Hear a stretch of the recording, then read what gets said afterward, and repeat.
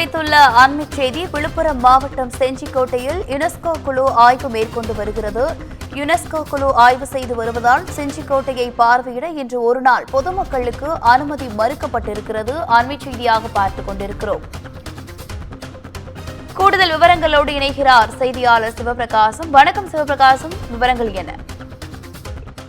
விழுப்புரம் மாவட்டம் செஞ்சி பேரூராட்சி பகுதியில் செஞ்சி கோட்டை உள்ளது. இந்த செஞ்சி கோட்டையானது சுமார் 800 ஆண்டுகளுக்கு மேல் பழமை வாய்ந்த ஒரு கோட்டையாகும்.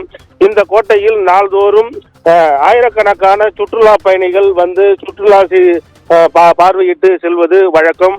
இந்த நிலையில் இந்த செஞ்சி கோட்டையானது மத்திய அரசின் தொல்லியல் துறை கட்டுப்பாட்டின் கீழ் செயல்பட்டு வருகிறது. அதாவது மத்திய அரசு தற்போது தமிழகத்தில் உள்ள கோட்டைகள் 12 கோட்டைகள் உட்பட யுனெஸ்கோ அமைப்பின் ஆய்வுக்குள் கொண்டு வந்து யுனெஸ்கோ குறியீடு வழங்க பரிந்துரைத்தது. அதன் அடிப்படையில் செஞ்சி கோட்டையானது தற்போது யுனெஸ்கோ குழுவினர் ஆய்வு செய்து வருகின்றனர்.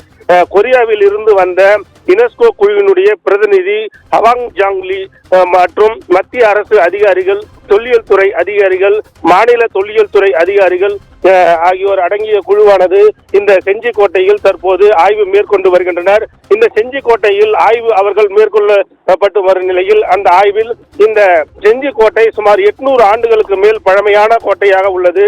இந்த கோட்டையினுடைய கட்டிடக்கலை அமைப்பு எப்படி உள்ளது, மேலும் இந்த கோட்டையில் வரக்கூடிய சுற்றுலா பயணிகளுக்கு குடிநீர், கழிவறை உள்ளிட்ட பாதுகாப்பு வசதிகள் எப்படி உள்ளது உள்ளிட்ட பல்வேறு விஷயங்கள் குறித்து ஆய்வு செய்து வருகின்றனர்.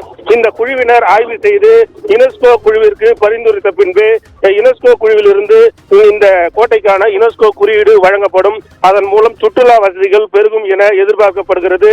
இந்த யுனெஸ்கோ குழுவானது தற்போது இன்று ஆய்வு அந்த பகுதியில் மேற்கொண்டு வருவதால் இன்று ஒரு நாள் மட்டும் அந்த பகுதியில் சுற்றுலா பயணிகளுக்கு தடை விதிக்கப்பட்டு விழுப்புரம் மாவட்ட நிர்வாகம் உத்தரவு பிறப்பித்துள்ளது. விவரங்களுக்கு நன்றி சிவபிரகாசம்.